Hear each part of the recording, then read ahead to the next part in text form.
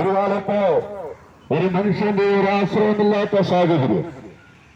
ഈ ബൈബിൾ ഞാൻ വായിച്ചപ്പോൾ ഈ ബൈബിളിനകത്ത് അടങ്ങിയിരിക്കുന്ന വചനങ്ങൾ സത്യവും നീതിയുമുള്ള വചനമാണ്.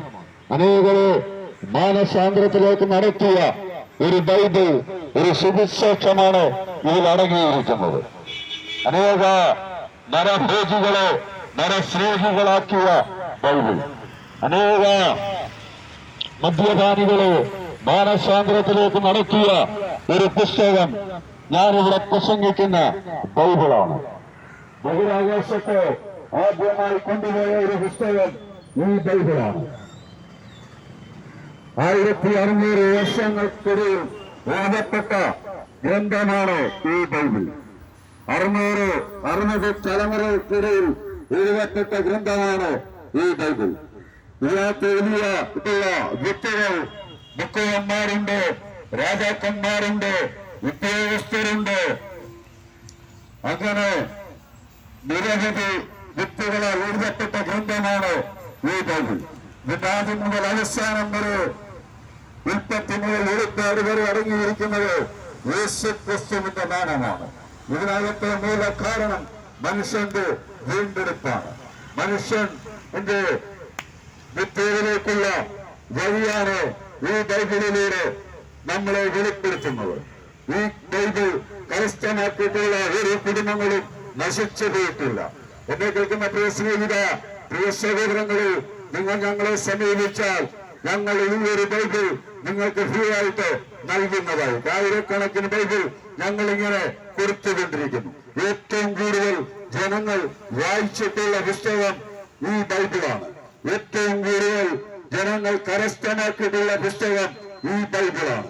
ഒരു ഭാഷയിൽ നിന്നും മറ്റൊരു ഭാഷയിലേക്ക് ആദ്യമായി പരിഭാഷപ്പെടുത്തിയ പുസ്തകം ഈ ബൈബിളാണ്. ഒരു ഭാഷയിൽ നിന്നും അനേക ഭാഷകളിലേക്ക് പരിഭാഷപ്പെടുത്തിയിട്ടുള്ള പുസ്തകം ഈ പുസ്തകമാണ്. ഈ പുസ്തകത്തിൽ അടങ്ങിയിരിക്കുന്നത് മൊത്തം സത്യമാണ്. ഇതുപോലൊരു ഗ്രന്ഥം ഈ ലോകത്തെങ്ങും ഇതുപോലെ ഇറങ്ങിയിട്ടില്ല. അനേക ഗ്രന്ഥങ്ങൾ ഞങ്ങൾ കണ്ടിട്ടുണ്ട്, അനേക ഗ്രന്ഥങ്ങൾ ഞങ്ങൾ വായിച്ചിട്ടുണ്ട്. എന്നാൽ ഈ സത്യവേദ പുസ്തകത്തിൽ അടങ്ങിയിരിക്കുന്ന ഒരു കാര്യം പോലും ഈ ഗ്രന്ഥങ്ങളിൽ നമുക്ക് വായിക്കുവാൻ കഴിയില്ല. മനുഷ്യന്റെ വീണ്ടെടുപ്പാണ് ഇതിനകത്തെ മൂല കാരണം.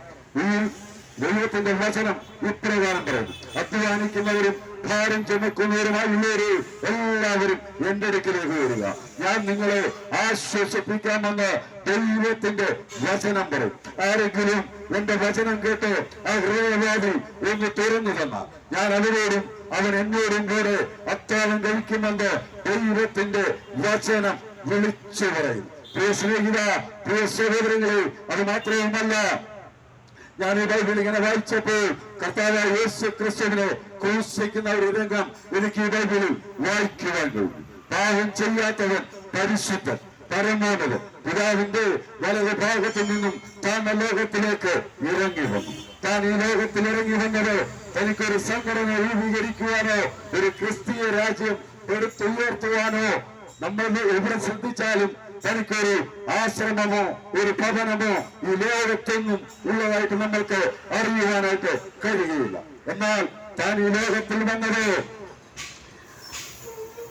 എന്റെയും നിന്റെയും പാപത്തിൽ നിന്നും പാപ സ്വഭാവത്തിൽ നിന്നും വീണ്ടെടുക്കുവാനായിട്ടാണ്. പാപം എന്ന് പറയുന്നത് ബൈബിളിന്റെ മാത്രം കുത്തകയല്ല, പ്രാസംഗികരുടെ കണ്ടുപിടുത്തവുമല്ല.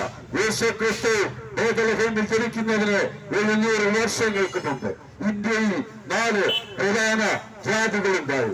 അവിടെയൊക്കെ ഗ്രന്ഥങ്ങളിൽ പാപത്തെ കുറിച്ച് പരാമർശിക്കുന്നുണ്ട്. എന്നാൽ പാപപരിഹാരത്തിന് യാഗം ആവശ്യമായിരുന്നു. അന്ന് ആരും തന്നെ അതിന് ഒരുങ്ങാതിരുന്നപ്പോൾ പിതാവായ ദൈവം തന്റെ ഏമനകുമാരനെ താൻ ലോകത്തിലേക്ക് അയച്ചു. റോമൻ ഗവൺമെന്റിന്റെ പരിപാടികളാൽ പിടിക്കപ്പെട്ടു. 2 കള്ളന്മാരുടെ നടുവിൽ 3 ആണിമേൽ കർത്താവായ യേശു ക്രിസ്തുവിനെ ക്രൂശിച്ചു. പ്രിയ സ്നേഹിത, പ്രിയ സഹോദരങ്ങളെ, ആ ക്രൂശ് നിങ്ങൾ ശ്രദ്ധിച്ചിട്ടുണ്ട്. അതിന് 4 മൂലയുണ്ട്, അതിന് ഒരു അർത്ഥമുണ്ട്. മുല്ലത്തെ മൂല വലതുവശത്തെ മൂല ഇടതുവശത്തെ മൂല W, താഴത്തെ മൂല S. ചേർത്ത് വായിച്ചാൽ ന്യൂസ്. നിനക്ക് കിടക്കുന്നു ഗുഡ്. ചേർത്ത് വായിച്ചാൽ ഗുഡ് ന്യൂസ്. ഒരു സന്തോഷ വാർത്ത, ഒരു സമാധാനത്തിന്റെ വാർത്ത. അതാണ് ഞങ്ങൾ ഇവിടെ പ്രസംഗിക്കുന്ന ഈ ഇവാഞ്ചലിസം അല്ലെങ്കിൽ സുവിശേഷം. ഈ സുവിശേഷം ദേശത്തെ അറിയിക്കുവാനായിട്ടാണ് ഞങ്ങൾ കടന്നു പോകുന്നത്. മറ്റൊരുത്തരിലും രക്ഷയില്ല. നാം രക്ഷിക്കപ്പെടുവാൻ ആകാശത്തിന്റെ കീഴിൽ മനുഷ്യരോട് നൽകപ്പെട്ട യേശുക്രിസ്തുവിന്റെ നാമമല്ലാതെ മറ്റൊരു നാമം ഇല്ലേ ഇല്ല. പ്രിയ സ്നേഹിത, പ്രിയ സഹോദരങ്ങളെ, പാലസ്തീന്റെ മണ്ണിൽ അനേക കല്ലറകൾ അടഞ്ഞു കിടക്കുമ്പോൾ ഒരൊറ്റ കല്ലറ മാത്രം തുറന്നു കിടക്കും. അതാണ് ഞങ്ങളിവിടെ പ്രസംഗിക്കുന്ന കർത്താവ് യേശുക്രിസ്തുവിന്റെ കല്ലറ. ഒരുപക്ഷെ താൻ ഒരു വാക്ക് കൽപ്പിച്ചിരുന്നുവെങ്കിൽ സ്വർഗത്തിൽ നിന്ന് 10,000 വീരന്മാർ ഇറങ്ങി വന്ന് റോമൻ സാമ്രാജ്യം കത്തിച്ച് ചാമ്പലാക്കാമായിരുന്നു. എന്നാൽ അങ്ങനെ പിതാവായ ദൈവം ചെയ്തിരുന്നുവെങ്കിൽ ഞങ്ങളെ പോലുള്ളവർക്ക് ഈ ദേശത്ത് വന്ന് ഇങ്ങനൊരു സുവിശേഷം ദേശത്തെ അറിയിക്കുവാൻ പറ്റില്ലായിരുന്നു. ഇന്ന് ആഞ്ഞിലെ കൊമ്പിലും ആസെറ്റ് ബൾബിലും റെയിൽവേ ട്രാക്കിലും സൈനേഡിലും അനേകർ അത്ഭുതത്തെ ചെയ്യുമ്പോൾ അതാ ആ ക്രൂശിലേക്കൊന്ന് നോക്കുക. നീ ചോദിച്ചില്ലേ ആരാണ് വീണ്ടെടുപ്പുകാരെന്ന്? നീ ചോദിച്ചില്ലേ ആരാണ് സമാധാനം നൽകുന്നതെന്ന്? അതാ ആ ക്രൂശിലേക്കൊന്ന് നോക്കുക. അവനാണ് നിത്യജീവൻ നൽകുന്നത്, അവനാണ് സമാധാനം നൽകുന്നത്. പ്രിയ സ്നേഹിത, പ്രിയ സഹോദരങ്ങളെ, ദൈവത്തിന്റെ വചനം ഇപ്രകാരം പറയും: മദ്യപാനി സ്വർഗരാജ്യത്തിൽ കിടക്കുകയില്ല. പുകവലിക്കുന്ന നിന്റെ ഹൃദയത്തിൽ ദൈവം വസിക്കുവാനായിട്ട് ആഗ്രഹിക്കുന്നില്ല.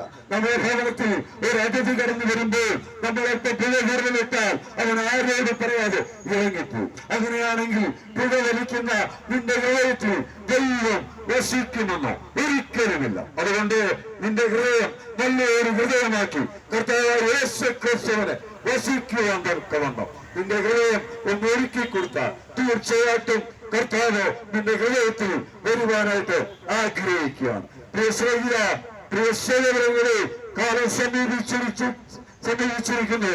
ദൈവരാജ്യം സമീപിച്ചിരിക്കുക. മാനസാന്തരപ്പെട്ട് സുവിശേഷത്തിൽ വിശ്വസിക്കുക. എന്നാൽ നീ നിന്റെ കുടുംബം രക്ഷ പ്രാപിക്കുമെന്ന് പറഞ്ഞുകൊണ്ട് കർത്താവിന്റെ കൽപ്പനയായ സ്നാനം ഏറ്റുകൊണ്ട് ദൈവത്തോട് കൂടെ വസിക്കുവാൻ നിങ്ങളെയും നിങ്ങളുടെ കുടുംബത്തിൽ യേശുക്രിസ്തുവിന്റെ നാമത്തിൽ ക്ഷണിച്ചുകൊണ്ട് തുടർന്നുള്ള ശുശ്രൂഷയ്ക്ക് വേണ്ടി ദേവദാസനെ ക്ഷണിക്കും.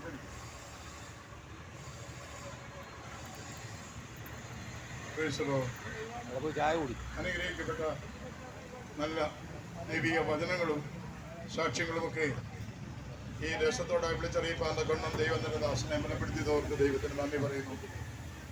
സുവിശേഷം എന്ന് പറയുന്നത് നല്ല വാർത്ത, നല്ല വിശേഷങ്ങൾ എന്നൊക്കെ ഇതിനെ നാമകരണം ചെയ്യുവാനിടയായി തീരും. എന്നാൽ പലരുടെയും ഉള്ളങ്ങളിൽ വരുന്ന ഒരു ചിന്ത എപ്രകാരമെന്ന് ചോദിച്ചാൽ, ഏതെങ്കിലും ഒരു മതത്തെ ഇവിടെ ഉയർത്തി കാണിക്കുവാനോ അല്ലെങ്കിൽ ഒരു മതത്തിന്റെ വക്താക്കളായിട്ടോ അല്ല ഞങ്ങൾ ഇവിടെ ആയിരിക്കുന്നത്.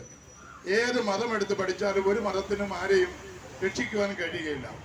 കാരണം പാപം നിറഞ്ഞ ലോകമാണ് നമ്മുടെ ലോകമെന്ന് പറയുന്നത്. അതിനൊരുപാട് തെളിവുകൾ